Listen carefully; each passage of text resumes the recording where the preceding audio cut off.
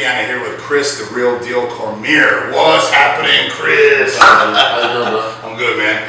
You know, we've known each other for over 20 years, and back in the day it was, you know, him, Flex, and Rico. They were posse, man. Yeah. And I was like just a little teenager looking up to you guys, watching you guys train and trying to copy what you're doing. And those are the days, man. And I got to say that, you know, this guy could have easily, in my opinion, and most people's opinion, been Mr. Olympia. You know, but Chris liked to have a good time, and he liked to do his thing, and, you know, be out at the clubs a couple nights before the show.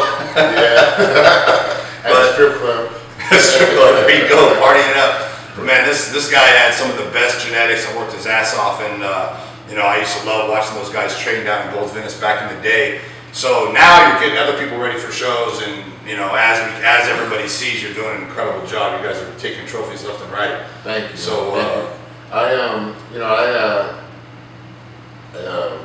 got into training people actually way before I was like, okay, this is what I'm going to do, because I helped Melvin Anthony turn pro back in the day. I said, you know, come stay with me, and we just kept him motivated, kept him going. He actually wanted to quit the sport at one time. Oh, wow. And I was like, no. Just man. like all of us. Yeah, exactly. I said, no, you got to keep going, and kept him going. And, you know, he took on that USA later on, I think in 2000, I think. So.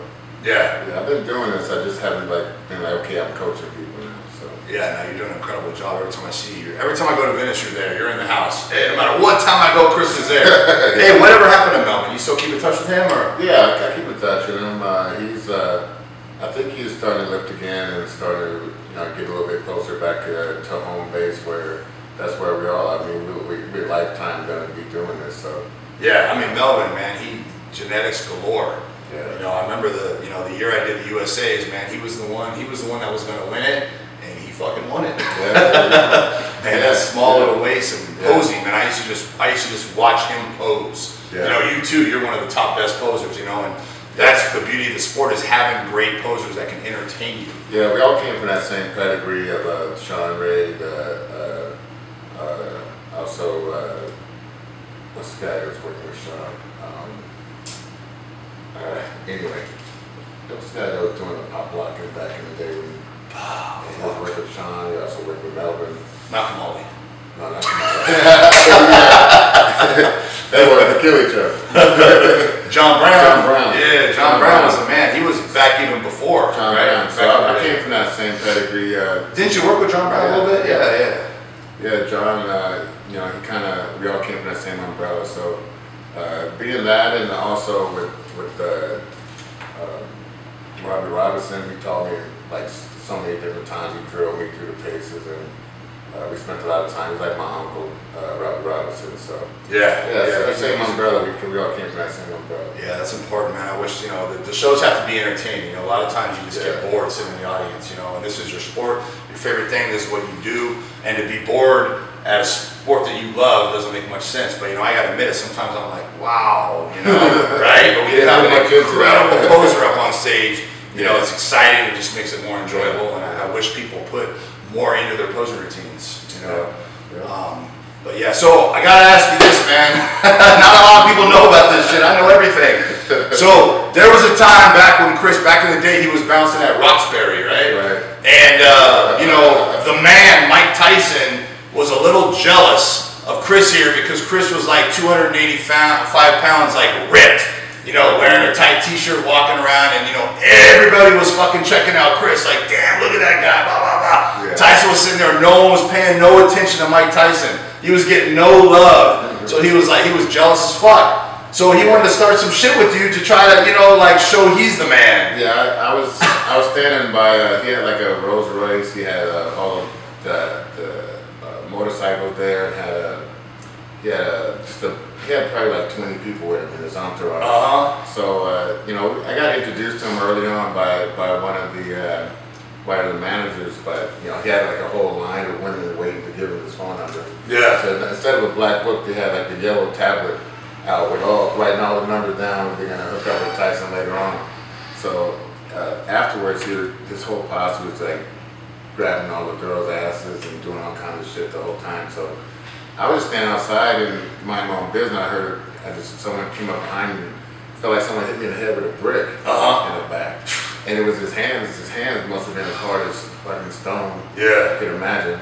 And just hit me from behind, bam. And for me, I don't like that because my brothers do that shit to me. Oh yeah. Growing up, so that was already hit a nerve. Yeah, yeah. And, you know, deep down. So I turned around like motherfucker, and it was Mike Tyson.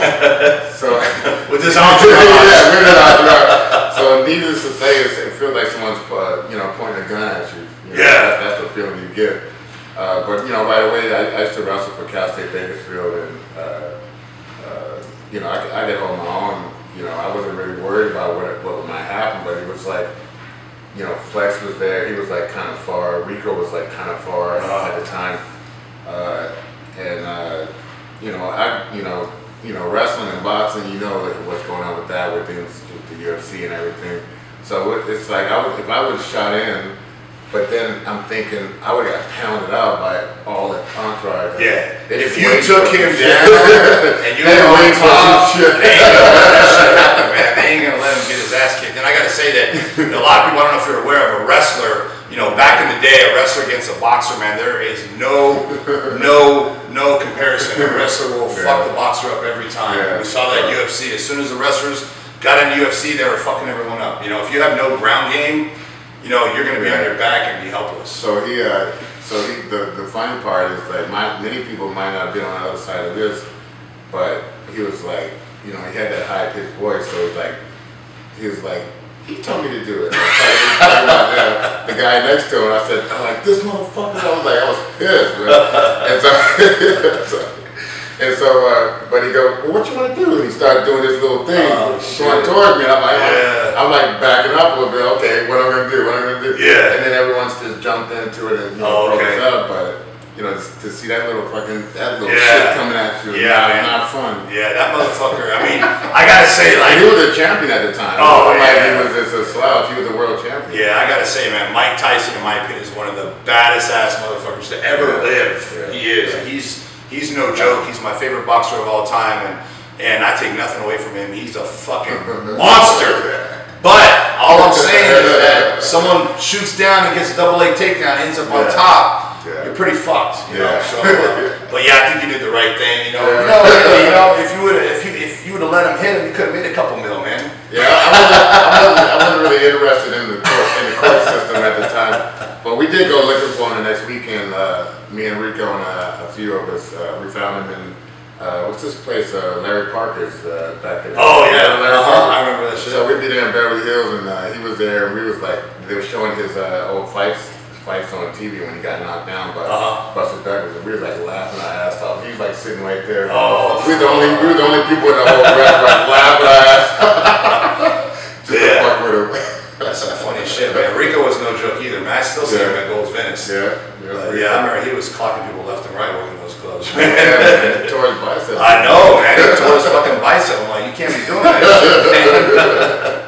shit. So I'm going to Australia. Leaving tomorrow for that. I'll be back in a week. Oh, okay. So, what you doing out there? Yeah, just training people at Tony Doherty's gym. You can reach me on my website, thegrind.guru. That's thegrind.guru, not .com, .guru.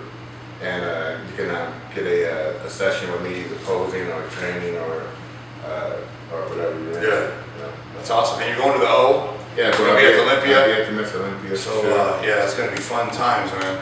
Thank you. Well, cool, brother. It's great as always to see you. Yeah, also reach me on my Instagram, Chris Cormier 2, Chris Cormier 2, CORMIER. Yeah, go follow one of the all-time best bodybuilders of all time, man. Thanks, man. All right, brother. Good to see you as always, brother. Cool, man. Thank you.